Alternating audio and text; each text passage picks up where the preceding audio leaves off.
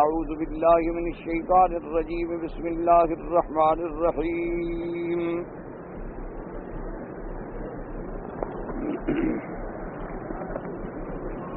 وما محمد إلا رسول قد خلت من قبله الرسل أفإن مات أو قتل انقلبتم على أعقابكم ومن ينقلب على عقبيه فلن يضر الله شيئا وسيجزي الله الشاكرين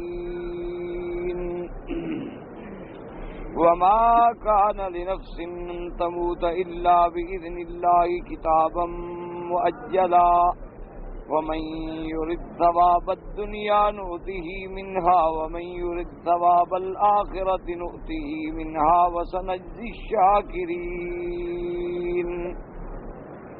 وكأي من نبي قاتل معه ربيون كثير فما وهنوا لما أصابهم في سبيل الله وما ضعفوا وما استكانوا والله يحب الصابرين وما كان قولهم إلا أن قالوا ربنا اغفر لنا ذنوبنا وإسرافنا في أمرنا وثبت أقدامنا وانصرنا على القوم الكافرين فآتاهم الله ثواب الدنيا وحسن ثواب الآخرة والله يحب المحسنين۔ اللہ تبارک و تعالی نے کلام مقدس کی ان آیات مبارکہ میں جو سورۃ آل عمران کی آیات ہیں ارشاد فرمایا ہے وما محمد الا رسول قد خلت من قبله الرسل افإن مات او قتل انقلبتم على اعقابكم ومن ينقلب على عقبيه فلن يضر الله شيئا وسيجزي الله الشاكرين۔ سب سے پہلے تو آپ اس آیات مبارکہ کے اسباب نزول پہ غور فرمائیں کہ یہ آیات کب نازل ہوئیں اور کن حالات میں نازل ہوئیں۔ اس کو اصطلاح مفسرین میں کہتے ہیں اسباب نزول یا شان نزول۔ بات ایک ہی ہے کہ بھی یہ آیتیں جو اتری ہیں تو کب اتری، کن حالات میں۔ تو اسباب نزول یا شان نزول کا فائدہ یہ ہوتا ہے کہ اگر وہ آدمی کے سامنے ہو تو پھر قرآن کی آیات سمجھ آ جاتی ہے فوراً، کیونکہ اسباب نزول سمجھ آ گئے، یعنی وہ پس منظر سمجھ آ گیا جس پس منظر کے بارے میں اللہ نے یہ حکم نازل فرمایا ہے۔ اس لیے مفسرین کرام اور سلف صالحین اس پہ بڑا زور دیتے ہیں کہ بھئی سب سے پہلے یہ دیکھو کہ یہ آیات کب اتری، کیسے اتری، کن حالات میں، پھر بات کا سمجھنا جو ہے وہ بڑا واضح ہوتا ہے۔ اور اگر ان چیزوں پہ غور نہ ہو تو پھر آدمی جو ہے اللہ معاف فرمائے، اللہ تبارک و تعالی معاف فرمائے، پھر انسان قرآن پاک کے سمجھنے میں غلطیاں کرتا ہے، ٹھوکریں کھاتا ہے اور پھر بڑے مصائب میں مبتلا۔ سب سے پہلی بات تو یہ سمجھیں کہ یہ آیات نازل ہوئی ہیں جنگ احد کے موقع پر، اور احد کے بارے میں آپ نے ماشاءاللہ صاحب کا آیات میں بڑی تفصیل سے اللہ کی رحمت سے پڑھ لیا ہے، سن لیا ہے، سمجھ لیا ہے کہ جنگ احد میں مسلمانوں پر بہت بڑا اختبار، امتحان آیا اور بہت بڑی شکست ہوئی اور بہت بڑا عظیم نقصان ہوا ناقابل تلافی کہ میرے مدنی پاک کے پیارے صحابہ میں سے 70 صحابہ شہید ہو گئے رضوان اللہ علیہ اجمعین۔ اور پھر ان میں بڑے بڑے صحابہ، بڑے جلیل القدر صحابہ، سیدنا حمزہ، حضرت جعفر، مصعب ابن عمیر، عبداللہ ابن جبیر، بڑے بڑے لوگ رضوان اللہ علیہم اجمعین۔ اسی اثنا میں جبکہ عین لڑائی بالکل شدت اختیار کر چکی تھی تو میرے آقا سرکار مدینہ صلی اللہ علیہ وسلم کے دندان مبارک بھی شہید ہو گئے۔ حضور صلی اللہ علیہ وسلم نے جو سر مبارک پہ خود پہنا ہوا تھا لوہے کا، ایک خود ہوتی ہے، ایک زرہ ہوتی ہے۔ زرہ یوں پہنی جاتی ہے، خود سر پہ پہنا جاتا ہے۔ پہلے دور میں چونکہ لڑائی ہوتی تھی نا تلوار سے، تیر سے، نیزے سے، تو یہ چیزیں بڑا تحفظ کرتی تھی۔ تو کسی ظالم نے جو پتھر مارا تو وہ خود جو ہے تو اس کی کڑیاں جو تھی نا نکل کے رخسار مبارک میں چوئی، اس سے بھی خون کے فوارے چھوٹے، اور ساتھ ہی ایک گڑھا تھا حضور صلی اللہ علیہ وسلم کا قدم مبارک جو پھسلا تو آپ اس میں گر گئے صلی اللہ علیہ وسلم۔ اسی اثنا میں ایک کافر بدبخت نے شور کیا کہ قتل محمد مصطفیٰ صلی اللہ علیہ وسلم شہید۔ اب ایسے موقع پہ شیطان تو پھر انتظار میں ہوتا ہے نا جی۔ وَنَادَى الشَّيْطَانُ، شیطان نے بھی کافروں کی شکل میں، انسانوں کی شکل میں آ کے شور کر دیا حضور صلی اللہ علیہ وسلم قتل ہو گئے، اللہ کے نبی قتل ہو گئے، اللہ کے نبی قتل ہو گئے۔ تو مسلمانوں کے حوصلے جو تھے وہ رہے سہ بھی ختم ہو گئے۔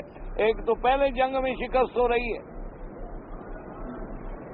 جنگوں میں تو مرال ہوتا ہے نا جی، قوموں کے جذبے ہوتے ہیں، اگر برقرار رہیں تو بڑے سے بڑا دشمن ہار جاتا ہے، اور اگر وہ ٹوٹ جائے تو بس ٹوٹ گیا۔ تو اب صحابہ کا ایک تو پہلے سے کمزوری کا احساس ہو رہا ہے کہ بھئی ہمارے صحابہ شہید ہو رہے ہیں، اور جب یہ خبر ملے کہ اللہ کے نبی بھی شہید ہو گئے، ان کی تو کمر ٹوٹ گئی نا صحابہ، اور صحابہ حوصلہ ہار گئے، اور بعض لوگوں کے تو قدم اکھڑ گئے۔ انہوں نے کہا اب کیا لڑیں، ہمارا تو مقصد حیات ہی ختم ہو گیا۔ تو اس حالات کے سامنے اللہ تبارک و تعالی نے اپنے حبیب لبیب پہ سیدنا محمد مصطفیٰ صلی اللہ علیہ وسلم پہ یہ آیات مبارک نازل فرمائیں۔ ان میں صحابہ کے لیے ایک بڑا محبوب انداز میں عتاب بھی ہے، اور قیامت تک آنے والے مومنوں کے لیے سبق بھی ہے اور ہدایت بھی ہے۔ اللہ نے فرمایا کہ مومنین کی جماعت کو آپ خود فرما دیں کہ وما محمد الا رسول، محمد مصطفیٰ بھی تو صرف اللہ کے رسول ہیں۔ قد خلت من قبلہ الرسل، آپ سے پہلے بھی تو رسول گزر چکے، آخر ان پر بھی تو موت آ گئی۔ تو اگر اللہ کے رسول پہ موت آ جائے یا اللہ کے رسول شہید ہو جائیں تو اس کا مطلب کیا ہے کہ آدمی بس دین چھوڑ کے پیچھے نکل جائے، تو بس رسول پہ چونکہ موت آ گئی ہے تو دین بھی ختم۔ اللہ تبارک و تعالیٰ نے ان آیات میں ایک طرف سے مسلمانوں پر، آپ اسی لیے میں نے اندازہ آپ کو بتایا تھا نا کل کی آیات میں کہ عتاب کے انداز ہو، ایک تو ہوتا ہے عتاب دشمن پر، وہ الگ ہوتا ہے، ایک ہوتا ہے عتاب اپنے محبوب پر۔ آپ کا ایک مخالف ہے، دشمن ہے، اس کو اگر آپ ڈرانا چاہیں گے تو اس سے اور انداز میں بات کریں گے، اور اگر اپنے بیٹے کو، محبوب کو، اپنے دوست کو، پیارے کو ہدایت کریں گے تو اس کا انداز الگ ہوگا۔ اسی لیے میں نے آپ سے کل کہا تھا کہ قرآن کا اسلوب دیکھیں کہ اللہ نے حضور کے پیارے اصحاب رسول جو ہیں، جو پروانہ رسول ہیں، جو اصحاب رسول ہیں، جو مومنین کاملین مخلصین ہیں، ان کو کیسے کیسے انداز میں عتاب کیا۔ کبھی تو انہیں یوں ہدایت کی گئی کہ اللہ کے بندے تم ہی تو موت مانگتے تھے نا، اب موت آ گئی ہے تو کیوں ڈرتے ہو پھر؟ کبھی یوں انہیں خطاب کیا گیا کہ عجیب بات ہے، آج تمہارے بندے شہید ہو گئے، تمہیں زخم لگے، تمہارے دشمنوں کو نہیں لگے تھے، ان کے بندے نہیں مارے گئے تھے۔ کبھی یوں خطاب کیا گیا کہ کیا تم چاہتے ہو کہ جنت میں ہر آدمی بس بغیر اختبار کے اور بغیر امتحان کے داخل ہو جائے گا؟ اللہ اس کی آزمائش نہیں کریں گے، کھوٹے کھڑے کو پرکھا نہیں جائے گا۔ تو جب سونے کو بھی آگ میں ڈالا جاتا ہے تو پھر بندوں کو بھی کٹھالیوں میں ڈالا جاتا ہے، ان کو بھی آزمایا جاتا ہے۔ تو اب یہ ایک اور انداز ہے، فرمایا وما محمد الا رسول، نہیں ہے محمد مصطفیٰ صلی اللہ علیہ وسلم مگر اللہ کے رسول ہیں۔ افإن مات، کیا ان پہ اگر موت آ جائے، او قتل انقلبتم علی اعقابکم، یا وہ قتل ہو جائیں، شہید ہو جائیں، تو کیا تم اپنے ایڑیوں پہ الٹا لوٹ جاؤ گے؟ وَمَن يَنقَلِبْ عَلَىٰ عَقِبَيْهِ فَلَن يَضُرَّ اللَّهَ شَيْئًا، اور اللہ نے فرمایا میرے مدنی صلی اللہ علیہ وسلم آپ ان کو یہ بھی بتا دیں کہ جو آدمی دین کو چھوڑ کے الٹا پھر جائے وہ اللہ کو ہرگز نقصان نہیں پہنچا سکتا۔ یعنی اگر خدا نہ کرے کوئی مسلمان اسلام سے نکل جائے، مرتد ہو جائے، تو اللہ کا اس میں کیا نقصان؟ اللہ تو غنی ہے، اللہ کو کیا پرواہ ہے ساری دنیا نعوذ باللہ اسلام سے نکل جائے۔ ساری دنیا، میرے پاک نبی نے فرمایا کہ لو اجتمع الخلق، اگر ساری مخلوق جتنی اللہ نے پیدا کی ہے مسلمان بھی بن جائیں، متقی پرہیزگار بھی بن جائیں، اللہ کو نفع کوئی نہیں، فائدہ کوئی نہیں۔ اگر ساری مخلوق نعوذ باللہ کافر ہو جائے اور نعوذ باللہ اسلام کو چھوڑ دے، نکل جائے، اللہ کو نقصان کوئی نہیں۔ اگر اسلام پہ رہو تو فائدہ تمہارا ہے، نکلو تو نقصان تمہارا ہے۔ واللہ الغنی وانتم الفقراء، اللہ تو غنی ہے، تم محتاج ہو، محتاج کو نقصان ہوتا ہے، غنی کا کیا نقصان ہے؟ وہ تو قادر ہے۔ وَإِن تَتَوَلَّوْا يَسْتَبْدِلْ قَوْمًا غَيْرَكُمْ ثُمَّ لَا يَكُونُوا أَمْثَالَكُمْ، اگر تم دین سے پھر جاؤ، اگر تم میرے مدنی پاک سے پھر جاؤ، اللہ نے فرمایا میں تو قادر ہوں تمہارے بجائے ایک اور مخلوق پیدا کر دوں، پھر تمہارا نشان تک بھی نہ ملے، تم سب کو ختم کر کے ایک اور مخلوق پیدا کر دوں، مجھے کیا تھا؟ اللہ تو قادر ہے، اللہ کا تو کوئی نقصان۔ اب مسئلہ سمجھیں، قرآن پاک کی ترتیب پہ غور کریں۔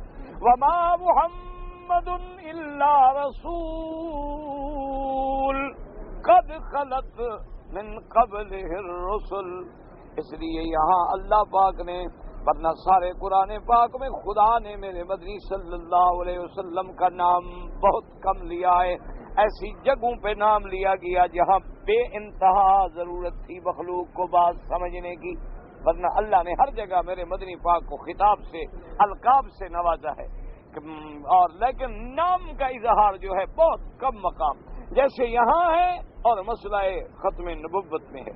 ما کان محمد ابا احد من رجالکم ولکن رسول اللہ وخاتم النبیین، اور اسی طرح پھر اصحاب حدیبیہ کے موقع پہ ہے کہ محمد الرسول اللہ والذین معه اشداء علی الکفار، اور اسی طرح اس آیت میں ہے وما محمد الا رسول، اور یاد رکھیں چونکہ رسول نبی سے افضل ہوتا ہے، کیونکہ ہر رسول جو ہے وہ نبی خود بخود ہے، لیکن ہر نبی رسول نہیں ہوتا، بعض نبی ہوتے ہیں رسول نہیں ہوتے، جیسے ہارون علیہ السلام اللہ کے نبی تو ہیں لیکن رسول نہیں، موسیٰ علیہ السلام رسول بھی ہیں نبی بھی ہیں، اور دونوں میں فرق کیا ہے؟ رسول صاحب شریعت ہوتا ہے جس کو اللہ کتاب دیتے ہیں، شریعت دیتے ہیں مستقل، نبی جو ہے اسی شریعت کے تابع بھی ہو سکتے ہیں، جیسے ہارون علیہ السلام موسیٰ علیہ السلام کی شریعت کے تابع رہے۔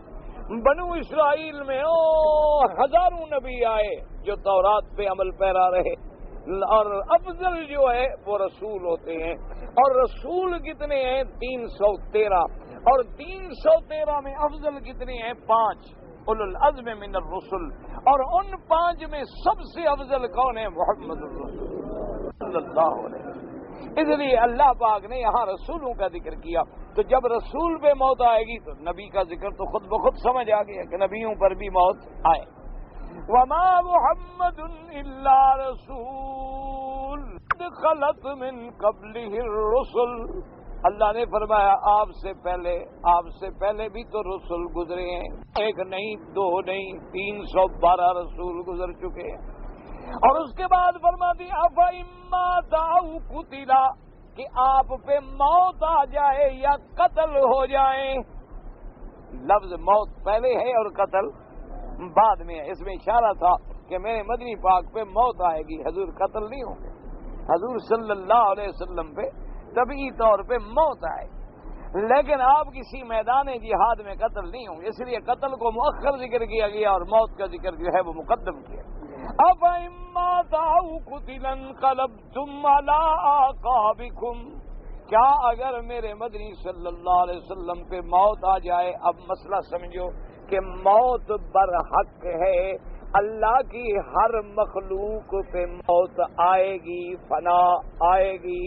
کوئی نہیں بچ سکتا مگر اللہ. مسئلہ سمجھ لیں، اپنے عقیدے صاف کر کہ صرف ایک ذات ہے. کون؟ اللہ. حی لا یموت، جو زندہ تھا، زندہ ہے، زندہ رہے گا، جس پہ کبھی موت نہیں آئے گی. اس لیے اللہ نے فرمایا کل من علیہا فان وَيَبْقَى وَجْهُ رَبِّكَ ذِي الْجَلَالِ وَالْإِكْرَامِ. میرے مدنی صلی اللہ علیہ وسلم اعلان کر دیں، ہر وہ چیز جو زمینوں پہ ہے سب کو فنا آنی ہے، قابل فنا ہے، اور صرف اللہ کی ذات ہے جو باقی ہے، جو دائم ہے، جو حی ہے، جو قیوم ہے. اس لیے یہ صرف اسی کی صفت ہے. هو الاول والآخر والظاہر والباطن وهو بكل شيء علیم.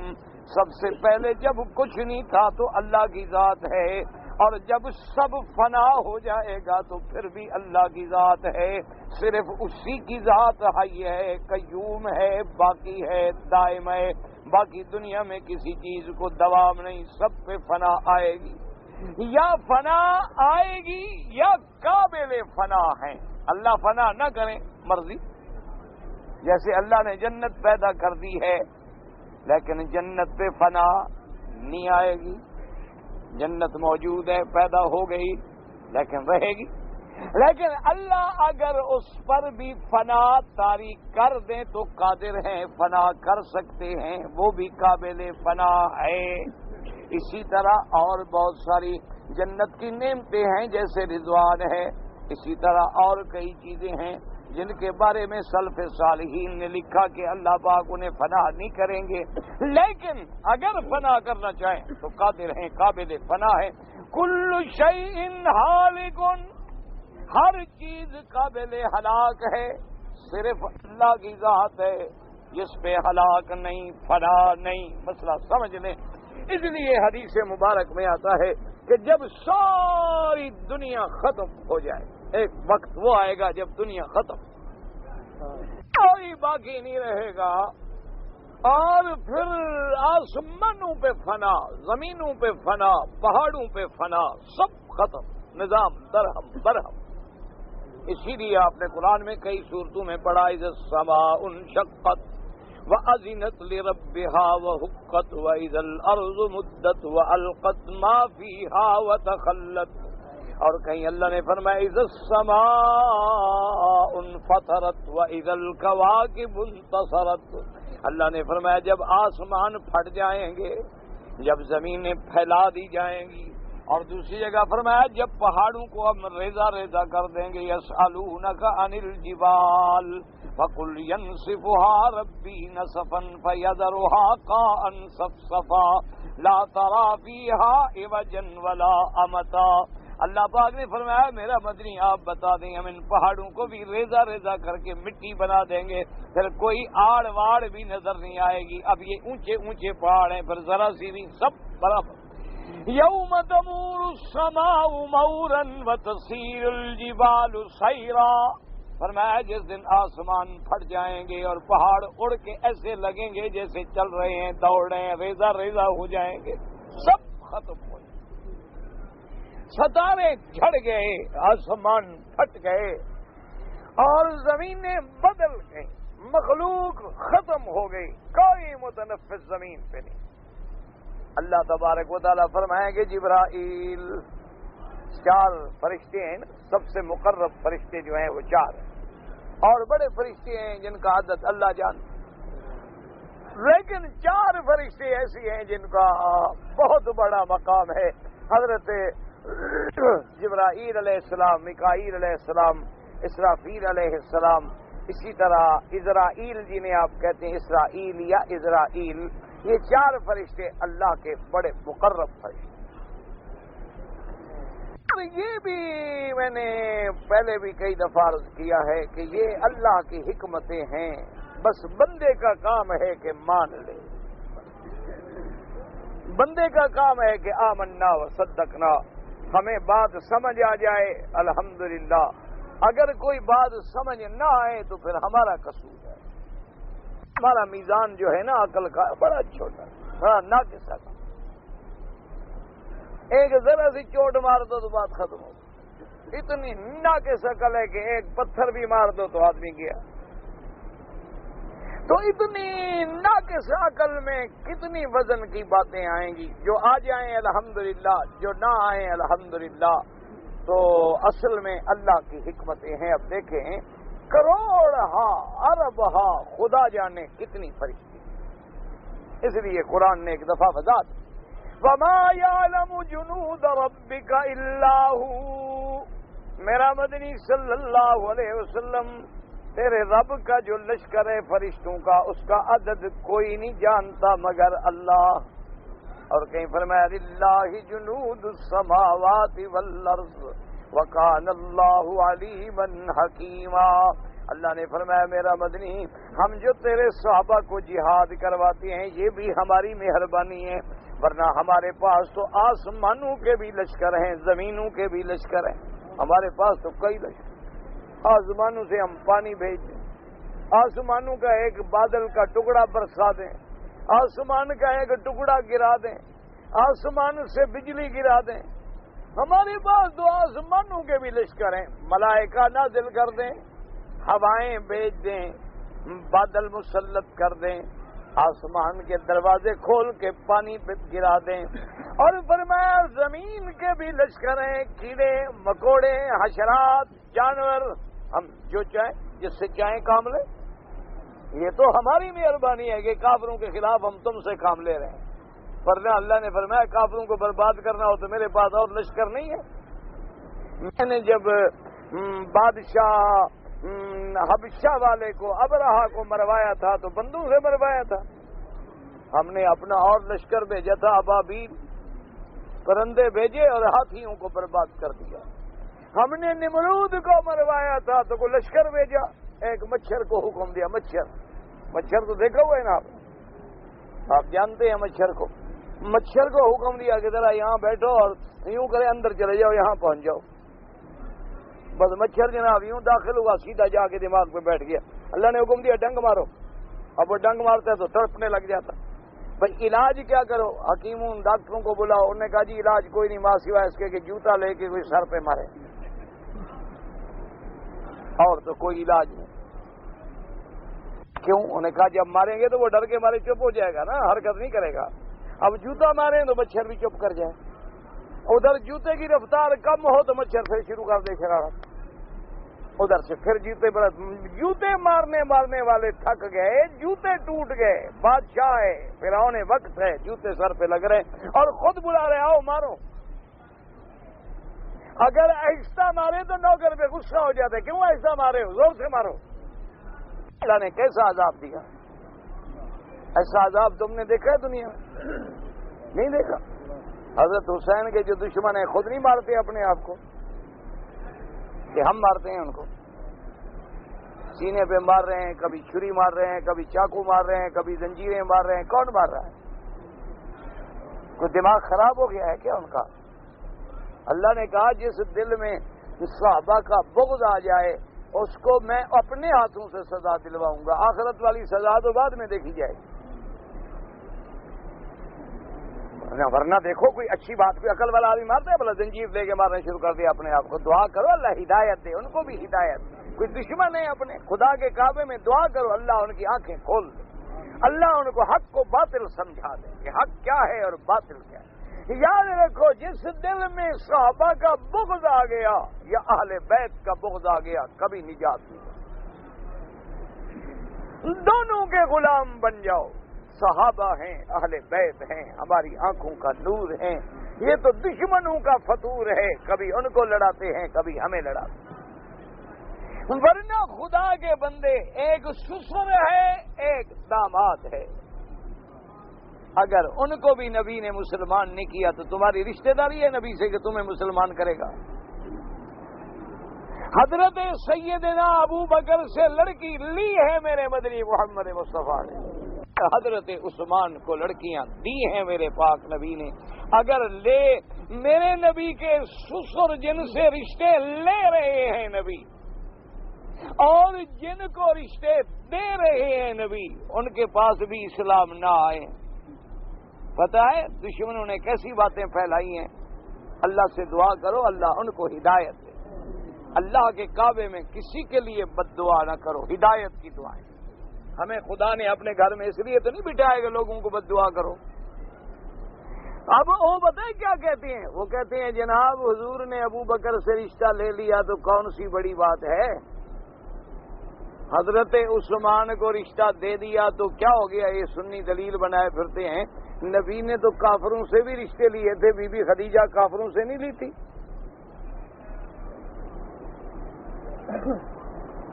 جناب فرماتے ہیں بی بی خدیجہ سے جب حضور کا نکاح ہوا ہے تو بی بی خدیجہ مسلمان تھی. تو حضور پہ نبوت ہی نہیں آئی، وحی نہیں آیا، قرآن ہی نہیں اترا، حضور نے نبوت کا اعلان ہی نہیں کیا.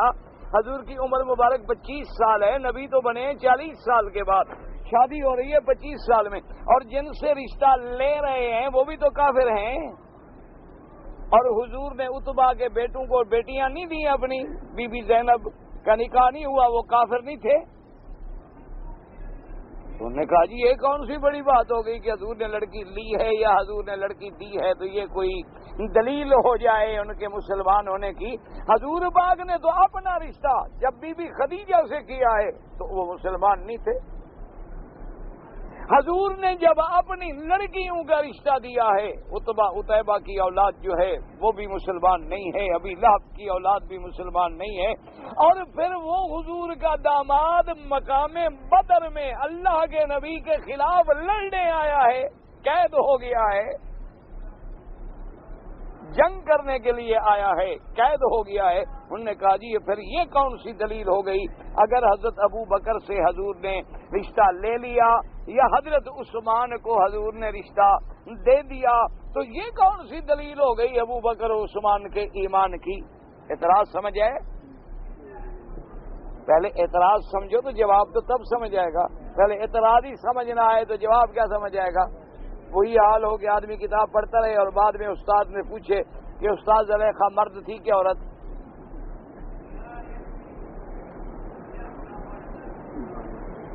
لیکن اب جواب سمجھو.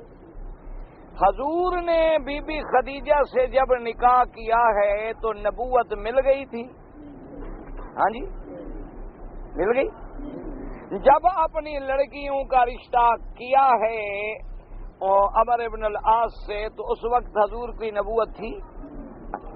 اب ہم آپ کو کہتے ہیں کہ میرے نبی کو نبوت مل جائے، اسلام کا اعلان ہو جائے، قرآن اتر گیا، وَلَا تَنكِحُوا الْمُشْرِكِينَ حَتَّى يُؤْمِنُوا مشرک حَتَّى يُؤْمِنُوا. جب یہ آیت نازل ہو گئی اب نبوت کے بعد دکھلاؤ کہ حضور نے کسی کافر سے رشتہ کیا ہو. بات کو سمجھو. حضرت ابو بکر سے جو رشتہ ہوا ہے وہ نبوت کے بعد ہے یا پہلے؟ حضور نبی بن گئے بلکہ قرآن اتر گیا، ہجرت تو ہو گئی، حضور مدینہ منورہ پہنچ گئے، پھر بی بی عائشہ سے نکاح ہوا اور بی بی عائشہ حضور کے گھر آئی۔ حضور نے حضرت عثمان کو جو رشتے دیے ہیں وہ نبوت کے بعد ہیں یا پہلے ہیں؟ نبوت سے پہلے کے اعتراض بعد والوں پہ کرتے ہو۔ اللہ تبارک و تعالی عقل دے اور فہم دے، جب قرآن ہی نہیں، شریعت ہی نہیں، نبوت ہی نہیں تو جو ہوتا رہے۔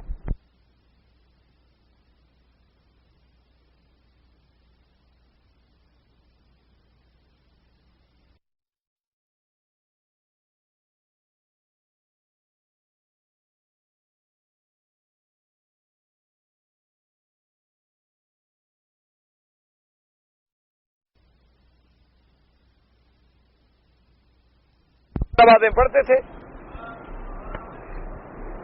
مجھے آپ سمجھائیں، جب تک قرآن نہیں اترا، معراج والی رات اللہ نے میرے مدنی سرکار پہ نماز فرض نہیں کی تو حضور 5 نمازیں پڑھتے تھے۔ اگر کوئی دشمن نبی کہہ دے کہ آپ کا نبی تو نماز نہیں پڑھتا تھا، اگر کوئی بدبخت یہ اعتراض کرے کہ حضور صلی اللہ علیہ وسلم تو 40 سال تک نماز ہی نہیں پڑھتے تھے، حضور پاک نے تو 40 سال 5 نمازیں نہیں پڑھی، حضور پاک نے تو 40 سال تک جو رمضان کے روزے نہیں رکھے۔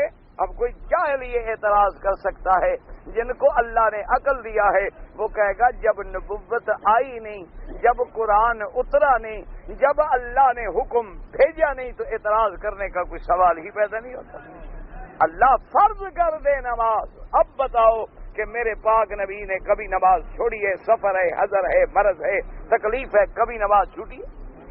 اب اللہ نے صیام رمضان فرض کر دیے ہیں بعد ما فرض اللہ، جب اللہ نے فرض کر دیے پھر حضور نے کبھی رمضان کا روزہ چھوڑا؟ جب اللہ نے حج فرض کر دیا، جب تک حج فرض نہیں ہوا کوئی مسئلہ ہی نہیں۔ مسئلہ تو بعد میں ہے کہ بعد میں دیکھا جائے گا، ورنہ پہلے جو نکاح تھے وہ آپس میں ہوتے تھے برادریوں میں، کفر اسلام کا کوئی مسئلہ ہی نہیں تھا۔ بعد میں اللہ تبارک و تعالی نے پابندی لگائی کہ کسی مشرکہ عورت سے کوئی مومن نکاح نہیں کر سکتا، اور کوئی مومنہ عورت کسی مشرک سے نکاح نہیں کر سکتی، ان کا آپس میں نکاح نہیں ہوگا۔ یہی وجہ تھی کہ جب داماد نبی پہنچے ہیں جنگ بدر میں، قید ہو گئے، گرفتار ہو گئے، حضور نے فدیہ لے کر رہا کر دیا تو آپ نے فرمایا اپنے داماد سے کہ دیکھو اب احکام اللہ کے آ گئے ہیں، اب میری بیوی تیرے گھر میں نہیں رہ سکتی، اب تم میری بیٹی کو مدینہ منورہ پہنچا دو۔ اس نے کہا حضور دشمنی اپنی جگہ ہے، کفر اسلام کا مقابلہ اپنی جگہ ہے، میں وعدہ کرتا ہوں کہ مکے جا کر میں آپ کی بیٹی کو مدینہ منورہ باعزت بھیج دوں گا۔ حضور تعریف فرماتے تھے کہ دیکھو میرا داماد کتنا اچھا ہے، کفر کے باوجود بھی وعدہ پورا کیا اور میری بیٹی کو مدینہ پہنچا دی۔ اور یہ اللہ کا شان ہے کہ پھر وہ بھی مسلمان ہو گئے، یہ علیحدہ بات ہے کہ وہ بھی مسلمان ہو گئے، اور حضور نے ان کا وہی پہلا نکاح باقی رکھا۔ آپ نے فرمایا ابھی جب تم مسلمان ہو گئے، میری بیٹی بھی مسلمان ہے، نکاح تو تمہارا پہلے سے تھا، وہی نکاح کافی ہے، اب مزید نکاح کرنے کی کیا ضرورت؟ تو یہ بات سمجھیں، ابو بکر و عمر کے عثمان کے نکاحوں میں آسمان زمین کا فرق ہے۔ وہ نبوت کے بعد ہیں، وہ قرآن اترنے کے بعد ہیں، وہ وحی آنے کے بعد ہیں، وہ احکام کے بعد ہیں، اور پہلے نکاح جو ہیں وہ قرآن کے نزول سے قبل ہیں۔ لہذا کوئی جاہل تو اعتراض کر سکتا ہے، جس کو اللہ نے کوئی عقل عطا فرمائی ہو، تھوڑی سمجھ عطا فرمائی ہو، وہ کبھی صحابہ پہ اعتراض نہیں کر سکتا۔ اللہ پاک ہمیں بھی اور ان کو بھی سب کو ہدایت۔ اب سمجھیں کہ موت برحق ہے، اللہ نے فرما دیا وما محمد الا رسول قد خلت من قبلہ الرسل افإن مات او قتل کیا میرا مدنی پہ اگر موت آ جائے، اور دوسری آیت میں فرماتے ہیں انک میت و انہم میتون، میرا مدنی صلی اللہ علیہ وسلم آپ پہ بھی موت آنی ہے، ان پہ بھی موت آنی ہے، ثم انکم یوم القیامت عند ربکم تختصمون، اور پھر جو ہے تم قیامت والے دن اللہ کی دربار میں فیصلے ہوں گے، اللہ کی دربار میں جھگڑے طے ہوں گے۔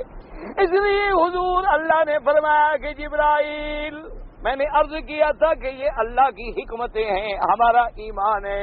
فرشتوں میں بھی اللہ نے 4 فرشتوں کو چن لیا ہے، اور کتابوں میں بھی اللہ نے 4 کتابوں کو چن لیا ہے، اور میرے محمد کے یاروں میں بھی اللہ نے 4 صحابہ کو چن لیا ہے، اور پھر دیکھو کہ فقہا میں بھی اللہ نے 4 اماموں کو چن لیا۔ اللہ کی حکمتیں، یہ اللہ کی حکمتیں ہیں، اللہ جان۔ ورنہ 100 سے زیادہ کتابیں نازل ہوئی ہیں، لیکن دنیا کیا جانتی ہے؟ تورات، انجیل، زبور، قرآن، بس 5ویں کتاب کا تو صحیفوں کا نام آتا ہے، صحائف ابراہیم، صحف موسیٰ، ورنہ کتابوں میں تو یہ 4 کتاب، اور فرشتوں میں اور کسی کو نام آتا ہے؟ جبرائیل، میکائیل، اسرافیل، اسرائیل، بس یہ 4 فرشتے۔ اسی طرح محمد مدنی کے بھی اللہ نے 4 یار ایسے مشہور کر دیے ہیں کہ جہاں حضور کا نام آئے گا ابو بکر، عمر، عثمان و علی رضوان اللہ علیہم اجمعین، ورنہ لاکھوں صحابہ ہیں میرے مدنی کے، لیکن جو ان 4 کا مقام ہے وہ کسی کو نہیں۔ اسی طرح دیکھ لیں کہ فقہا میں بھی اللہ نے امام ابو حنیفہ، امام شافعی، امام مالک، امام احمد بن حنبل، ورنہ بڑے لوگ پیدا ہوئے، بڑے بڑے مجتہد، بڑے بڑے محدث، بڑے بڑے فقیہ پیدا ہوئے، لیکن اللہ نے یہ مقام پھر کسی کو نہیں کہ بڑے بڑے لوگ، امام ترمذی جیسے لوگ، امام نسائی جیسے لوگ، ابی داؤد جیسے لوگ، یعنی اصحاب سیاستہ جیسے لوگ جو تھے، یا امام احمد بن حنبل کی فقہ دیکھ رہے ہیں، یا امام شافعی کی فقہ دیکھ رہے ہیں، اتنے بڑے بڑے لوگ، اللہ تبارک و تعالیٰ کی شان جس کو عطا فرمائے۔ تو اللہ تبارک و تعالیٰ فرمائیں گے کہ جبرائیل حاضر میرے اللہ، فرمایا کون بچ گئے؟ ان کا اللہ میاں اور تو کوئی نہیں بچا، سب ختم، ہم 4 بچ گئے۔ اللہ میاں آپ تو جانتے ہیں کہ سب پہ فنا آ گئی ہے، وَنُفِخَ فِي الصُّورِ فَصَعِقَ مَن فِي السَّمَاوَاتِ وَمَن فِي الْأَرْضِ إِلَّا مَن شَاءَ اللَّهُ ثُمَّ نُفِخَ فِيهِ أُخْرَى فَإِذَا هُمْ قِيَامٌ يَنظُرُونَ۔ اللہ نے فرمایا جب سور پھونکا جائے گا تو سب ختم۔ میاں 4 بچ گئے۔ اللہ نے فرمایا جبرائیل حاضر میرا اللہ، فرمایا ان 3 کا روح قبض کرو۔ حکم ہوا، ان 3 فرشتوں کا روح جبرائیل نے قبض کر لیا۔ اللہ دکھائیں گے نا کہ لوگ یہ نہ سمجھیں کہ بس یہ کام ملک الموت کو آتا ہے اور کسی کو نہیں آتا۔ میں قادر ہوں جس کو حکم دے دوں، مرضی آئے یہ کام ملک الموت سے لے لوں، مرضی آئے جبریل کو حکم دے دوں، مرضی آئے جس فرشتے کو حکم دے دوں، وہ تو میری کام ہے، میرا شان ہے، حکم تو میرا ہے، موت تو میں نے دینی ہے، لیکن جس کو میں حکم دے دوں وہ تعمیل کرے گا۔ اللہ نے فرمایا جبریل ان کا روح قبض کرو۔ حاضر اللہ میاں فرمایا ہاں من بقیا، کون بچ گیا؟ انہوں نے کہا اللہ میاں عبدک ضعیف، آپ کا ایک کمزور بندہ، ضعیف مخلوق جبریل اکیلا بچ گیا۔ اللہ نے فرمایا اچھا مت، تم بھی مر جاؤ، ختم، جبریل بھی ختم۔ کیوں؟ اللہ کا حکم کبھی ٹل نہیں سکتا کہ باقی کون رہے گا؟ اللہ رہے گا۔ اس لیے مسلمانوں سمجھ لو کہ جتنے اللہ کے نبی ہیں، اللہ کے رسول ہیں، ان پہ موت برحق ہے۔ اب یہ بات سمجھیں کہ موت کے بعد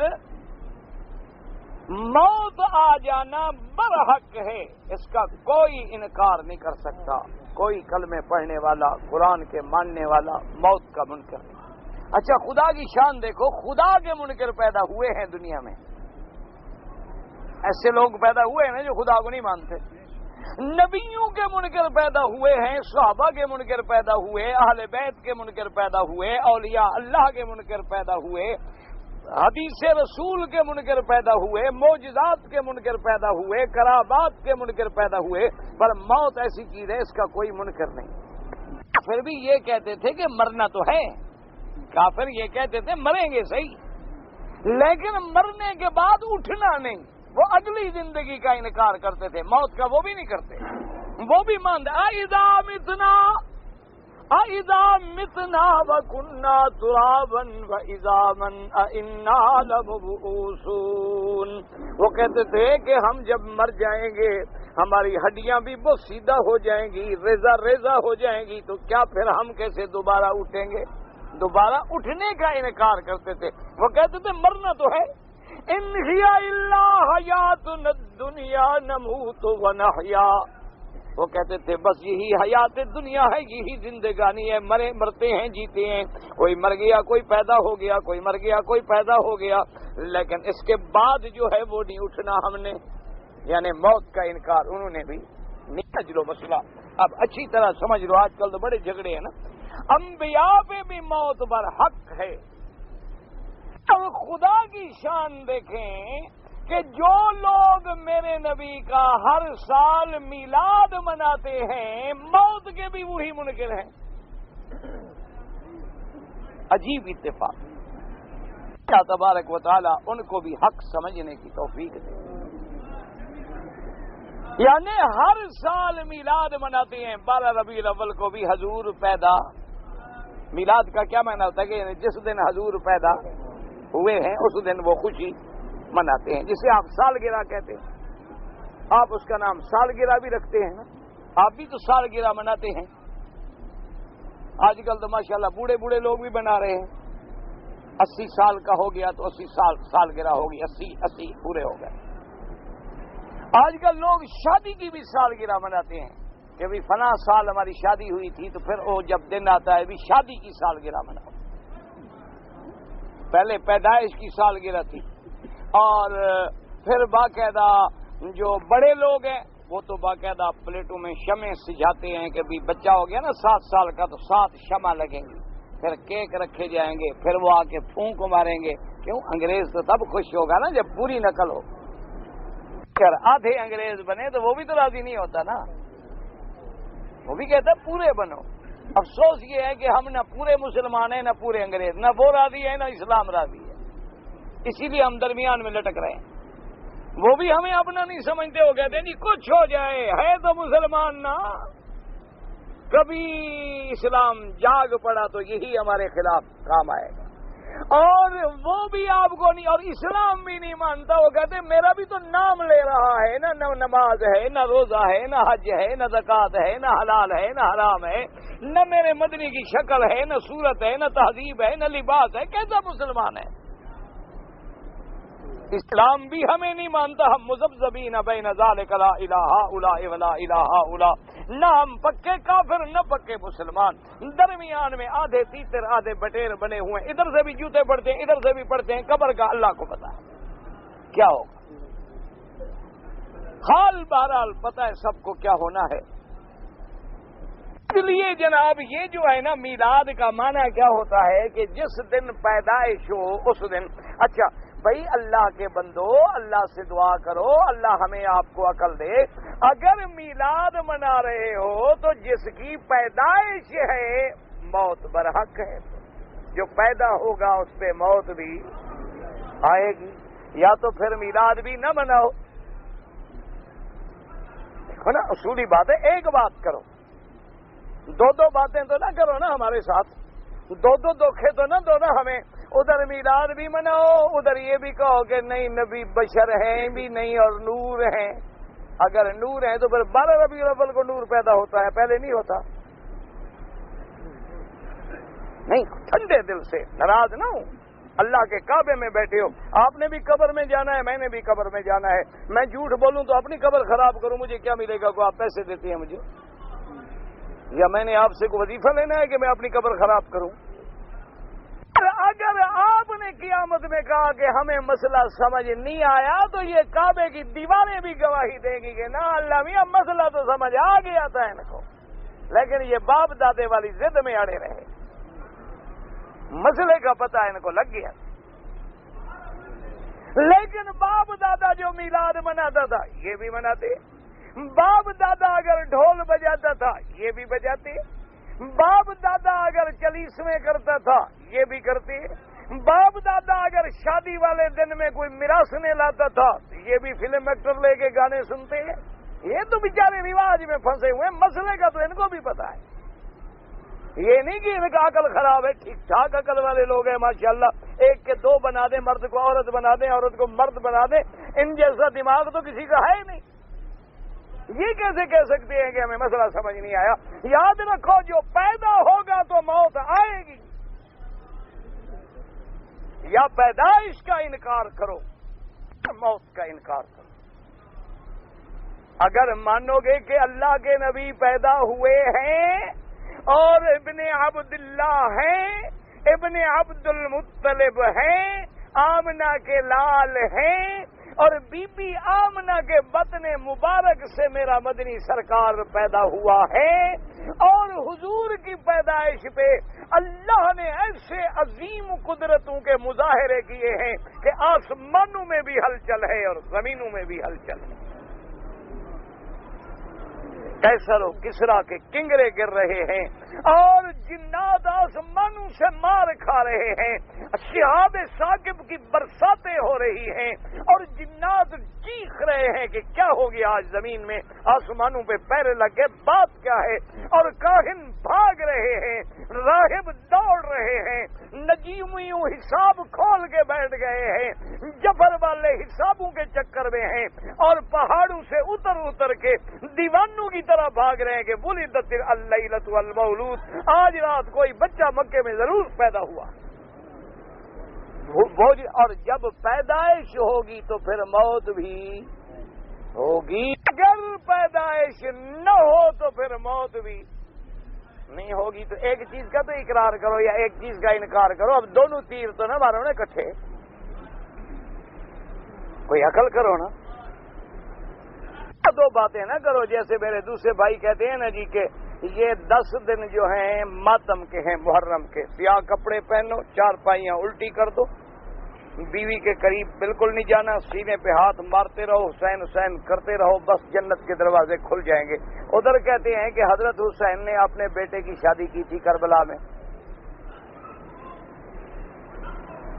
بھئی اب ایک بات کرو، اگر شادی کی تھی تو پھر شادی کرنا سنت ہوئی نا، کہ جس دن اگر کوئی کام ہمارا نبی پاک کرے تو وہ کام کرنا سنت ہے، اگر اہل بیت کریں تو وہ کام کرنا بھی سنت ہے۔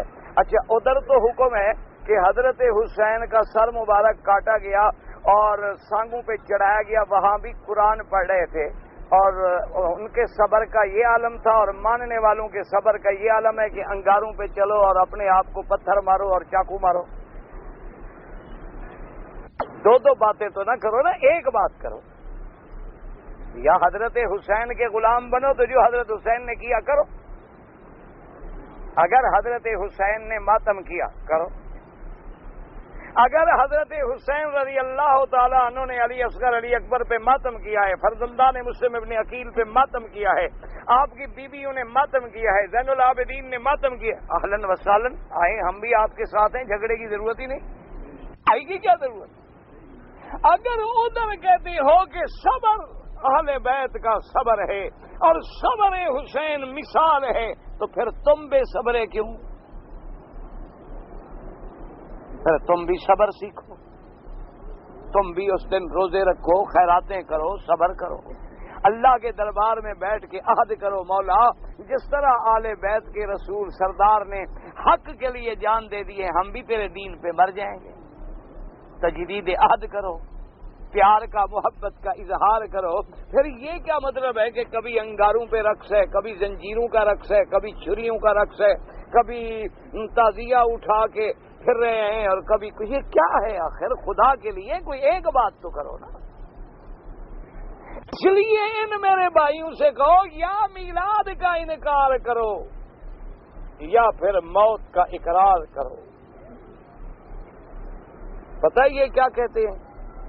یہ کہتے ہیں کہ انبیاء علیہم السلام اور جتنے بڑے بڑے پیر بزرگ اللہ کے ولی ہیں ان پہ موت نہیں آتی۔ کیا ہو گیا؟ وہ کہتے ہیں جی وصال ہو گیا۔ میں ایمان سے کہو کہتے ہیں کیا کہتے ہیں؟ وصال کا کیا مانا کرتے کیوں یار؟ کعبے شریف میں تو سچی بات کرو، چلو اپنے گھر جا کے نہ ماننا۔ اب تو اللہ کے کعبے میں بیٹھے ہو، مسجد الحرام ہے، یہ ذرہ ذرہ قیامت میں گواہی دے گا۔ وصال کا ماننا ملنا، آپ نہیں کہتے میرا وصل ہو گیا، نہ خدا ملا نہ وصال صنم، نہ ادھر کے رہے نہ ادھر کے رہے۔ وصل ماننا ملنا، فصل ماننا جدا ہونا۔ میرے جی محبوب سے وصال ہوا ہے یعنی مل گیا، فصال ہوا ہے جدا ہو گیا، تو کہتے ہیں جی وصال ہو گیا۔ فلاں بزرگ کہتے ہیں وصال کیا مانا؟ یعنی اللہ سے مل گئے، پہلے اللہ سے جدا تھے۔ ہاں جی، ہاں ٹھنڈے دل سے مسئلہ سمجھو، ملتا وہ ہے جو اگر پہلے سے ملا ہے تو پھر ملنے کی ضرورت نہیں ہے، یعنی پہلے تو جدا تھے اب خدا سے اچھا مل گئے کا کیا مانا؟ عرش پہ یہ بھی چلے گئے اللہ کے پاس، یا کیسے مل گئے؟ زمین پہ ملے اللہ میاں نیچے آ گئے، یہ اوپر چلے گئے؟ اسی لیے اب صرف بات سنو۔ اچھا سال کے بعد کیا مناتے ہیں؟ عرس شریف۔ تمہارے ملک میں ہوتا ہے عرس شریف؟ ہوتا ہے؟ اچھا عرس کا مانا شادی، عرس مانا شادی، عریس مانا دولہا، عروسہ مانا دلہن، عرس کا مانا ہوتا ہے شادی۔ وہ وصال جو ہو گیا تھا، اب شادی بھی تو آخر ہوگی نا۔ وصال جو ہو گیا، سال گزر گیا، اب شادی تو نہیں چاہیے۔ اچھا شادی کس کے ساتھ؟ سوچیں غور کریں کہاں کہاں ہمارے عقیدے تباہ ہو گئے۔ کہتے وہاں بھی ہو گئے، وہاں بھی ہو گئے۔ خدا کے بندے وہاں بھی کا رٹ نہ لگاؤ، تمہیں تو ہر چیز، کوئی دیوبندی نظر آیا کا وہاں بھی، کوئی تبلیغ والے بیچارے نظر آئے وہ بھی وہاں بھی، کوئی آل حدیث مولوی ٹکر گیا وہ بھی وہاں بھی، سارے تو وہاں بھی ہو گئے۔ اللہ کے بندے چلو وہاں بھی ہوں بابا ادھر رہنے دو ایک طرف۔ تم مجھے بتاؤ وصال کا معنی کیا ہوتا ہے؟ ملنا۔ اور اس کا معنی کیا ہوتا ہے؟ شادی۔ تو شادی جو ہوگی تو شادی ایک آدمی کی اکیلی ہوتی ہے یا کوئی اس کے ساتھ اور بھی ہوتا ہے؟ نہ تمہارے پاس جو شادی ہو تو تم اپنی شادی خود کر لیتے ہو یا کوئی رشتہ ڈھونڈتے ہو؟ لڑکے لڑکی کی شادی ہوتی ہے یا صرف لڑکے کی ہوتی ہے؟ اچھا حضرت کی جو شادی ہو رہی ہے تو آگے ہو کس سے رہی ہے؟ کوئی عقل کرو، سوچو کہہ کیا رہے ہو، کیا سوچ رہے ہو، کیا کیجیے۔ اچھا بات کہتے ہیں شادی کا معنی ہے جی خوشی، یہ معنی نہیں شادی والا، وابیوں کو سمجھ ہی نہیں۔ اچھا جی ٹھیک ہے، ہمیں سمجھ نہیں بابا، تمہیں سمجھ ہے ٹھیک ہے۔ کیا وہ کہتے ہیں جی خوشی ہے، تو وصال ہوا سال کے بعد تو خوشی ان کو ایک سال پورے گزرنے کے بعد ہوتی ہے، وصال کے وقت خوشی نہیں ہوتی۔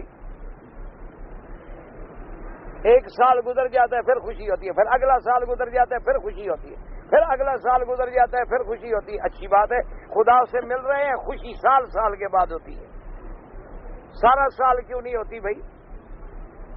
جو مسئلہ یاد رکھو، موت برحق ہے، موت برحق ہے، انبیاء پہ بھی برحق ہے، صحابہ پہ بھی برحق ہے، اولیاء پہ بھی برحق ہے۔ موت سے کوئی نہیں بچ سکتا مگر اللہ۔ لیکن اب جیسے کسی کی زندگی کے شان الگ ہیں، اسی طرح اللہ نے سب کی موت کے شان الگ رکھے ہیں، لیکن موت برحق ہے۔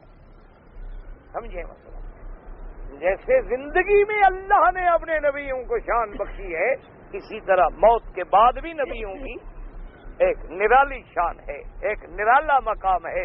بات چونکہ بہت لمبی ہے، زندگی رہی تو انشاءاللہ بات میں نے مغرب کی نماز کے بعد ایک رکعت مل گئی تھی، اس کے بعد امام نے سلام پھیرا تو میں نے کھڑے ہو کے دونوں رکعتیں ملا کے پڑھی، نہ ایک رکعت پڑھ کے بیٹھتے تاکہ دو رکعتیں الگ ہوتی پھر ایک رکعت الگ ہوتی، نماز پھر لوٹا لو۔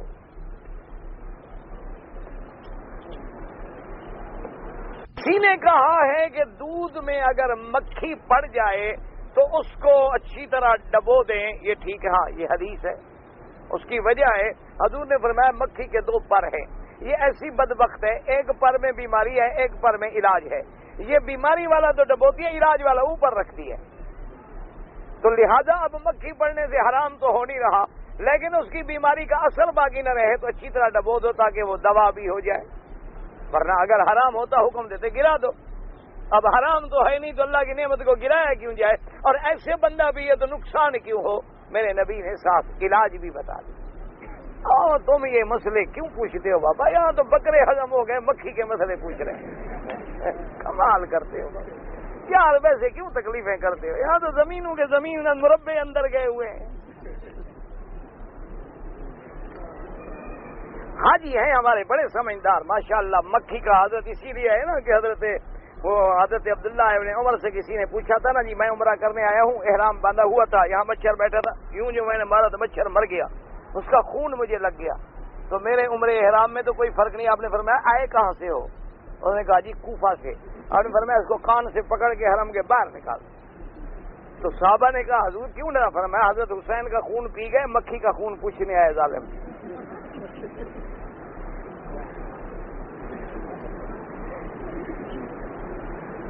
زانی مرد عورت کا شرمگاہ مرد کی پیشانی پر ہو گئی ہے تو کوئی مسئلہ نہیں، تم نے خود بنایا ہے، ویسے علامات واضح ہوں گی.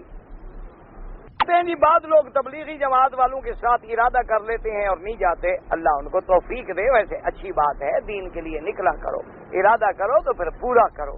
اللہ کو بھی دھوکہ دیتے ہو. کیڑی کو اگر مٹی کا تیل ڈال کے مار دیں کوئی فرق نہیں پڑتا بابا. تم بندے مار رہے ہو، کیڑیاں پوچھتے ہو. اسود جنت کا پتھر ہے، بالکل جنت کا پتھر ہے. اگر امام مسجد ہے اور شیعہ ہے، شیعہ کے پیچھے نماز نہیں ہوتی. اگر ہم پاکستان سے آئیں تو احرام کہاں سے باندھیں؟ اپنے ایئرپورٹ سے. ایک آدمی مدینہ شریف سے آیا، نواریہ کا پتہ نہیں، بعد میں مکہ شریف. اگر نواریہ میں اس کا گھر ہے، وہ وہاں آ گیا کیمپ میں، وہاں رہ گیا، پھر اس نے نواریہ سے احرام باندھا، کوئی حرج نہیں. لیکن ویسے مدینے سے سیدھا مکے آ رہا تھا تو احرام اس کو باندھنا چاہیے تھا مکے مدینے سے بیر علی سے. پھر نہیں باندھا تو دم پڑ جائے گی.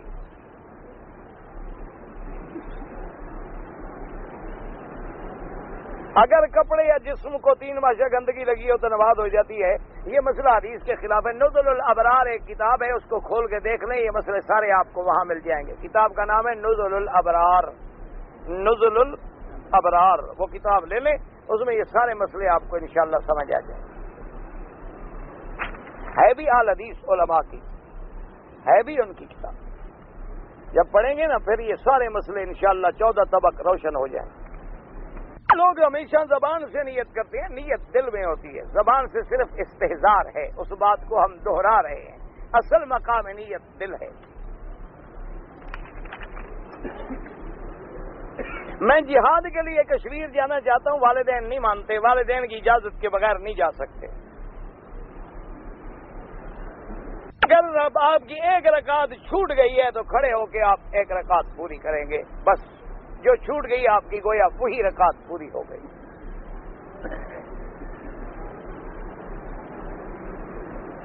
میری جس کمرے میں رہائش ہے اس کمرے میں فلم چلتی ہے، میں غریب ملازم ہوں، چھوڑ کے دوسرا کمرہ بھی نہیں لے سکتا. تم ان کو نصیحت کیا کرو بھائی نہ دیکھو نہ دیکھو، اچھا بھائی یہ بری بات ہے، بری بات ہے، بری بات ہے، پھر تم گناہ سے بچ جاؤ. تم نصیحت کیا کرو، امر بالمعروف کرتے رہو.